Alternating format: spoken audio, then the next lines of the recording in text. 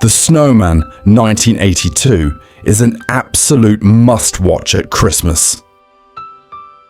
Every year, this beautiful, animated short returns to our screens and somehow still feels just as magical as it did when it first aired back in 1982, based on Raymond Briggs's beloved story and brought to life with stunning animation and an unforgettable score. It's one of those films that really captures the spirit of the season. It's only about 25 minutes long, but in that time, it takes you right back to the wonder of childhood building a snowman. Waking up to a world of frost and letting your imagination run free. The lack of dialogue means it's driven by pure feeling and that iconic music, including Walking in the Air, which has become inseparable from the film itself.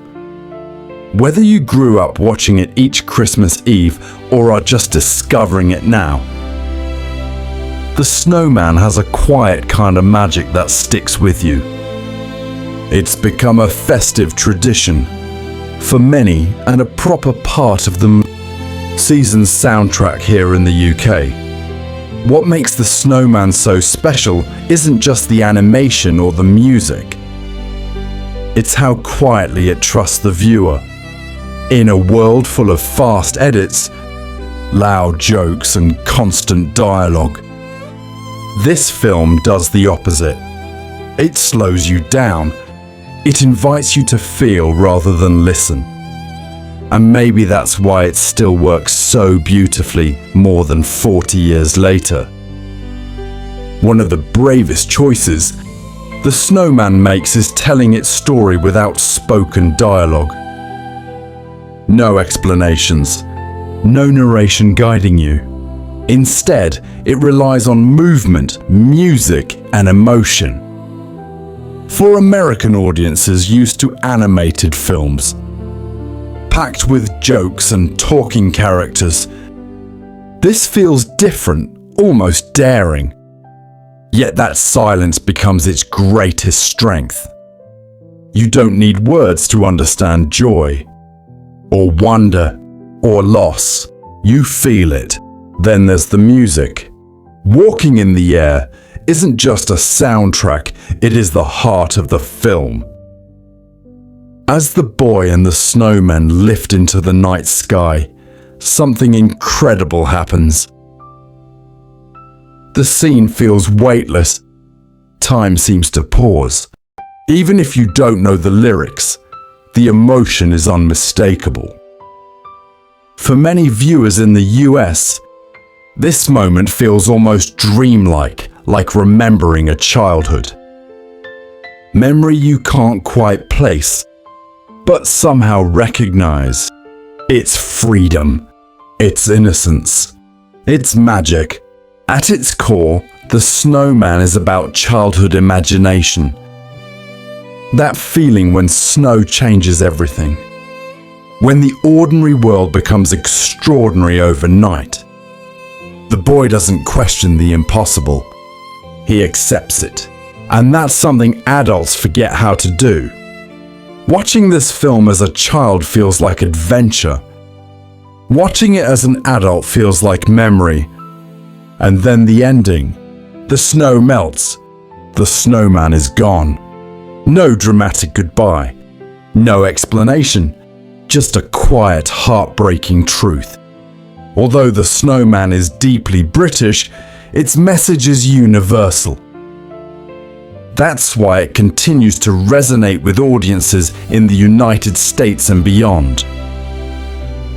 Snow, childhood, wonder, loss. These emotions don't belong to one country, they belong to everyone. For some, it's a Christmas Eve ritual. For others, a discovery later in life. But once you watch The Snowman, it stays with you like a favourite song, like a memory from winter long ago. And every year, when the snow begins to fall, it quietly waits to be rediscovered again. What makes The Snowman so special isn't just the animation or the music, it's how quietly it trusts the viewer. In a world full of fast edits, loud jokes, and constant dialogue, this film does the opposite. It slows you down. It invites you to feel rather than listen. And maybe that's why it still works so beautifully more than 40 years later. Behind the quiet magic of the Snowman is a creator who deeply understood childhood. Raymond Briggs, the man who drew memories. The Snowman began as a picture book in 1978, created by British author and illustrator Raymond Briggs. Briggs didn't write stories filled with loud adventure or talking animals. He drew moments, simple moments, honest moments. A child in winter, a snowman brought to life, a night that feels endless. What made Briggs special was his ability to see the world exactly as a child sees it. Without explanation, without logic, just feeling. For American audiences, his work feels almost like flipping through a memory instead of reading a story. Why there were no words? The original book had almost no text. That wasn't a gimmick, it was intentional. Briggs believed that images could speak louder than words, especially for children. He wanted the reader to discover the story, not be told what to feel. That idea carried directly into the animated film. The silence wasn't a limitation, it was a creative choice, and it became one of the boldest decisions in animation history. Bringing the book to life, turning a quiet picture book into a moving film was no easy task. The animation was done using hand-drawn frames, creating a soft, sketch-like style that feels closer to a storybook than a cartoon. Every movement was gentle. Every scene felt like it had been drawn with care. This wasn't an animation made to impress. It was an animation made to feel, the music that became the voice. Since there was no dialogue, music had to do the storytelling. Composer Howard Blake was brought in to create a score that could carry emotion on its own. His work didn't just support the visuals, it became the voice of the film. Walking in the Air wasn't originally planned to be iconic. It simply needed to fit the moment. But it ended up becoming one of the most recognizable Christmas songs ever created. For many viewers in the US, this song is often their first emotional connection to the film, even before they fully understand the story. Raymond Briggs passed away in 2022, but his work continues to live on every winter. Not through sequels or franchises, but through tradition. Each time the Snowman is watched, his vision survives. A belief in simplicity, a trust in imagination. Some stories age, some stories fade, but the ones made with honesty stay forever.